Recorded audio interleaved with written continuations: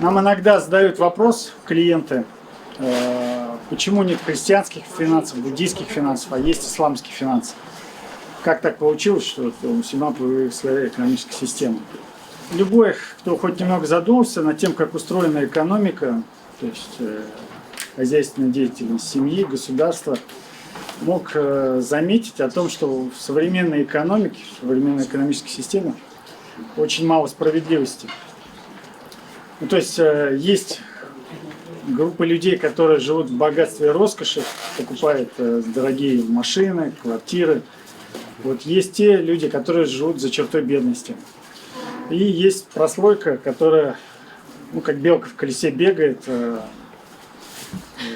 набирает кредиты, боясь скатиться в нищету. И зачастую честным трудом заработать большие деньги очень сложно, а, например, воры, коррупционеры, мошенники, они наоборот процветают. И глядя на все на это, люди начинают ностальгировать по временам Советского Союза, по социализму. Вот, мол, там была справедливость, там был порядок. Ну, на самом деле, и там не было справедливости, свобода предпринимательства, частная собственность. Все это было очень ограничено. Что мы видим сейчас? Вот, жадность. Все это привело к такому экономическому кризису, который мы видим сейчас. И сверхпотребление, которое сейчас, наверное, правит людьми, покупать все нужное и ненужное, это, в принципе, и губит планету, и убивает природу. И все вот эти проблемы с финансовой системой привели как раз к проблемам человечества. Люди перестали задумываться о том, что честным путем зарабатывать деньги. То есть люди уже об этом не думают. Люди не думают о том, что какую-то общественную пользу принести человеку. Элита эксплуатирует слабых, что приводит к тому, что богатые люди начинают богатеть, а бедные беднеть. Низкая финансовая грамотность привела к тому, что вот сейчас активно процветают мошенники, придумывая различные схемы по изъятию денег у населения. Начиная от финансовых пирамид и заканчивая телефонными мошенниками. Сейчас активно процветают различные отрасли, да, которые несут вред человечеству. Табачная, алкогольная, букмекерские конторы. Все, что сейчас мы видим, все это активно развивается. Все это губит человечество. И люди об этом стараются вообще не говорить и не думать. И вот одним из таких инструментов по угнетению, да, и несправедливости это является финансовая система, которая построена на кредитах под проценты. Ну, то есть вот обогащение за счет кредитов и займов. Сейчас можно взять, создаются такие вот невозвратные долги, где вот одна категория людей, те, кто занимается выдачей этих займов, так называемые ростовщики, они становятся богаче, а потребители этих кредитов, они становятся беднее. И вот, в принципе, целые государства сейчас живут под таким принципом. И вот человек, он вот не в состоянии справиться вот с такой финансовой системой, с этой текущей ситуацией, ни на уровне государства, ни на уровне семьи. И вот в этом случае нужен некий такой закон свыше, который бы мог все это вот регулировать. И как раз альтернативой вот современной финансовой системы, которая сейчас доминирует в обществе, вот служит как раз исламская экономическая модель. И одной из целей исламских финансов – это равномерное распределение материальных благ в обществе, а не сдерживание их в руках какой-то маленькой группы людей. И об этом даже сказано вот в Священном Коране, вот в суре Аль-Хашр, где говорится о том, что не должно имущество доставляться только богатым, а должно оно распределяться среди всех. И вот как раз возвращаясь к тому, зачем мусульманам своя экономическая система, тут ответ кроется в мировоззрении мусульман.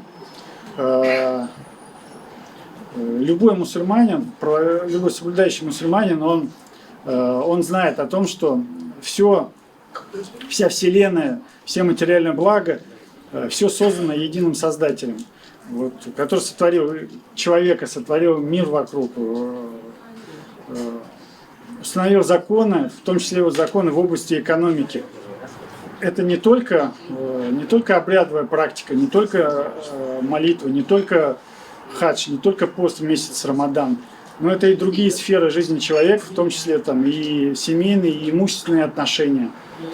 И вот шариат для мусульманина – это такая законодательная система, которая дана самим Создателем, которую невозможно как-то обойти, там, придумать различные схемы, там, ухищриться, там, то есть все то, что вот, да, сейчас происходит вот в современном мире, когда люди пытаются создать какие-то свои правила.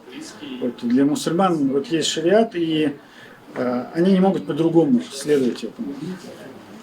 И если говорить про основные задачи в исламских финансах, то это создать для мусульман те условия, те продукты, которые бы они могли пользоваться в современной экономике, да, минуя современные условия.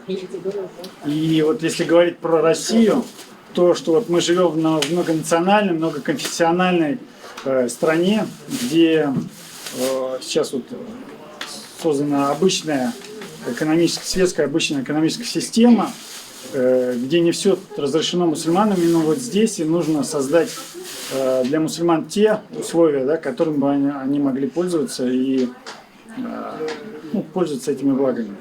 Сейчас фактически вот на государственном уровне создан эксперимент. Вот в сентябре 2023 года создали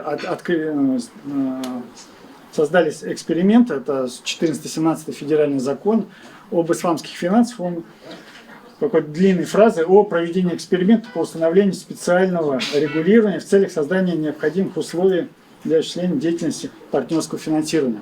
Это вот такое длинное название, а так по-хорошему это исламский банкинг.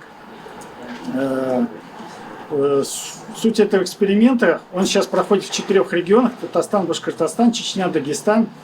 То есть создать в этих 4 регионах все организации, все компании, которые связаны с исламскими финансами, объединить их в реестр общий. И Центробанк смотрит, регулирует эти организации, смотрит на их работу, на то, как они работают с населением, какие объемы у исламских финансов, чтобы в итоге создать законопроект, по которому в любом банке создавались исламские окна, и мусульмане страны они могли халяльным образом получать там различные финансовые продукты, например, там исламская ипотека, открытие там исламских счетов, карт, вклады исламские. Вот. И сейчас в этом эксперименте участвуют такие крупные организации, как Сбербанк, Акбарс, например, казанский, Тинькофф и многие-многие другие банки, вот, в том числе и финансовый дом Амаль.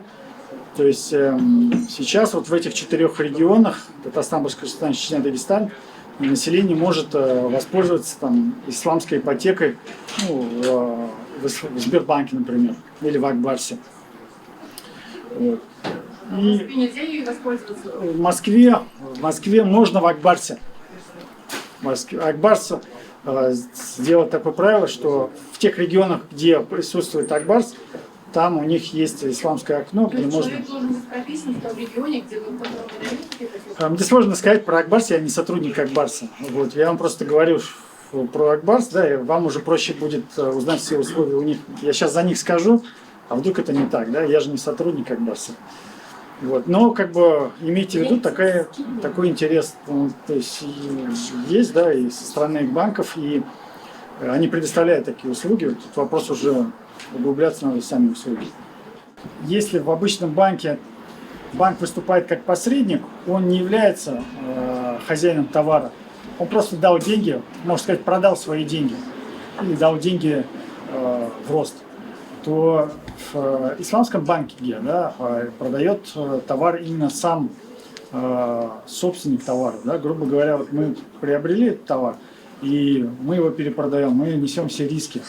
В обычном, да, сельском финансировании банки не несут никакие риски, они просто продают деньги. Это вот коротко про финансирование. Есть второй вид сделки, который сейчас доступен мусульманам в России. Это договор Мударба, это инвестиционный договор доверительного управления. Это аналог банковских вкладов. То есть сам договор Мударба, как термин, это двусторонний договор, по которому одна сторона, инвестор, предоставляет денежные средства, а другая сторона, управляющий, управляет этими деньгами. Вот если на примере финансового дома Амаль сказать, то мы привлекаем деньги у населения, привлекаем деньги от 10 тысяч рублей до бесконечности. Деньги мы эти привлекаем, складываем в какой-то свой общий портфель, и на эти деньги другой части населения, физическим и юридическим лицам, приобретаем вот по договору Мураба какие-то товары. Автомобили, недвижимость, оборудование, пополняем оборотные средства. Вот как я уже сказал, в качестве примера, за 2 миллиона, например, приобретаем автомобиль, за 2,5 миллиона ему продаем автомобиль, 500 тысяч рублей – это наша прибыль. И вот эта прибыль мы делимся с нашими инвесторами. То есть инвесторов у нас по всей России очень много, там тысячи. Вот, нет такого, что, например, вы вложили там 2 миллиона там, да, или там, 10 тысяч рублей, и именно под какую-то сделку они идут. Нет, они размываются, и на эти деньги сегодня мы покупаем кому-то автомобиль. Работаем по Гражданскому кодексу Российской Федерации, и у нас есть двухуровневый шариатский контроль. Двухуровневый шариатский контроль, внутренний шариатский контроль у нас Газинур Хазрат, он занимается проверкой договоров. Чтобы все договоры были по нормам шариата, он занимается чистотой сделок. Ну, в качестве примера скажу такой момент. Ну, например, к нам обратился клиент, который работает маркетологом в банке. Причем он как бы, маркетолог, он даже не выдает там кредит, там занимается непосредственной деятельностью, но он там маркетолог, и даже не в банке, он работает в ВТБ лотерее, кажется, там он работал. Зарабатывал хорошие деньги, хотел купить автомобиль, но мы ему отказали по причине того, что его деньги, его доходы, они не халяльны. Вот. Много других примеров есть. Вот именно такими вещами занимается внутренний шариатский контроль. Внешний шариатский контроль – это больше направлен на создание новых каких-то продуктов, новых возможностей.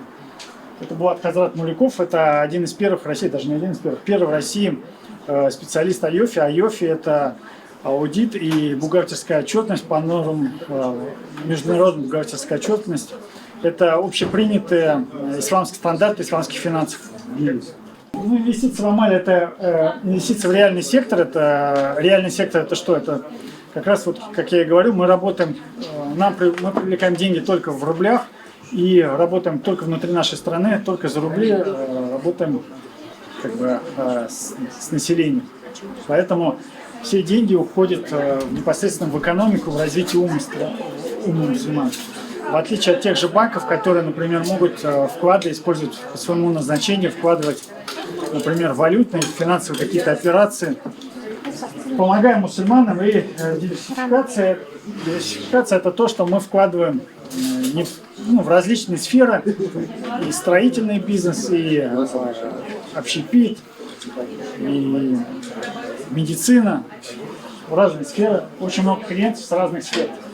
Коротко, тут доля. И расскажу немножко про те тарифы, какие у нас есть. Например, у нас есть тариф направления на Каабу. Это тариф, который позволяет накопить клиентам на умру или на хадж. Тариф начинается от 10 тысяч рублей сроком 3 лет на 3 и 5 лет. Можно пополнять сроком от 6 тысяч рублей. И есть такой один нюанс. Доля в прибыли. То есть, чем отличается обычный банковский вклад от исламского. Вот в обычном банковском вкладе вы можете увидеть рекламу по телевизору или на стендах. какой-нибудь Альфа-банк, вклады 12 годовых. То есть вы уже знаете, что положив 100 тысяч рублей, вы в следующем году получите 120 тысяч рублей. Вы уже в этом уверены. Это фиксированная ставка. На самом деле нельзя быть уверенным, да, что будет завтра. Да, тут все по воле Всевышнего. И исламские финансы как раз это ваши деньги в проекты и ваши деньги, которые находятся в нашем управлении. Мы на эти деньги сегодня купили там кому-то автомобиль, кому-то купили землю, там кому-то купили оборудование, заработали в этом месяце определенную сумму денег. В следующем месяце мы заработали, может быть, меньше, либо больше. То есть доходность, она плавает, она не может быть фиксированной. И вот доля в прибыли показывает, например, наши с вами отношения. Ну, например, если доля в прибыли 50%, то если Амаль заработал, например, если бы вы были единственный вкладчик, и, как я уже сказал, я продал автомобиль и получил с этого 500 тысяч рублей, а у нас доля в прибыли 50%, то мы с вами бы эти 500 тысяч поделили бы пополам, по 250 тысяч каждый.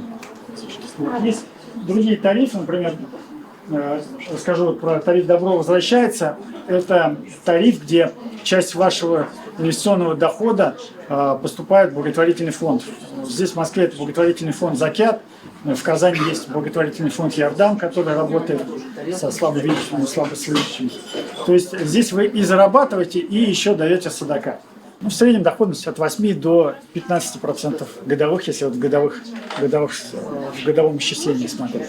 Коротко расскажу еще. В прошлом году мы создали благотворительный фонд «Амаль», где мы принимаем пожертвования, садака от любой суммы, от 100 рублей можно даже. Что этот фонд, как он работает?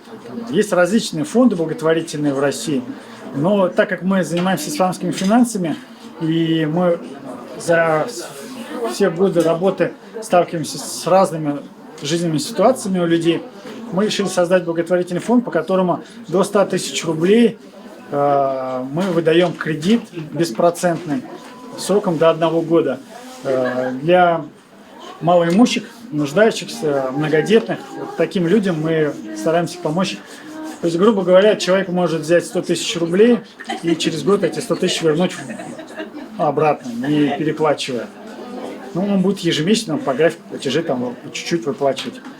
То есть вот такой вот фонд мы создали. И человек, который дает, жертвует садака в этот фонд, пускай даже эти 100 рублей, то пока этот фонд существует, его деньги приносят каждый день ему баракат. То есть он получает с этого благо. Есть книги, где можно получить знания по исламским финансам. Есть книги, доступные на русском языке. Это «Введение в исламские финансы» Таки Усмани. Таки Усмани – это пакистанский ученый. Это президент Айофи. И есть шариатский стандарт. Это более углубленная книга. Ну, в принципе, коротко постараюсь рассказать о том, какие возможности сейчас есть у мусульман. Это мои контакты. А так, если у вас сейчас есть вопросы, я готов ответить. Хочу пожелать вам, вашим близким, родным всего доброго, чтобы все то, о чем вы просите, Всевышний вам даровал. Меня зовут Муслим, я представитель компании «Халялаш». Компания занимается производством колбасных изделий уже более 20 лет. Мы также являемся, как, наверное, и финансовый дом «Амаль», первопроходцами в этой индустрии. У нас, опять же, аналогии с «Амалем». У них 2 офиса, у нас 2 магазина. Один находится при мечети на проспекте Мира, один находится при нашем производстве в городе Щелково, у станции Щелково. Так как мы 20 лет, опыт у нас большой, уже научились и знаем, как делать вкусную и востребованную продукцию. Буклет вы можете увидеть на столе. Соответственно, те, кто занимается торговлей, например, имеет свой магазин или какие-то каналы продаж продуктов питания, может с нами связаться, и мы обсудим условия партнерства и работы. Ну вот так вот в 2 словах. Также контакты есть, можно пройти по QR-коду на наш сайт, и, соответственно, также будем рады ответить на какие-то дополнительные вопросы. И также хотел бы привести известнейший хадис, который вот как раз таки вспомнился.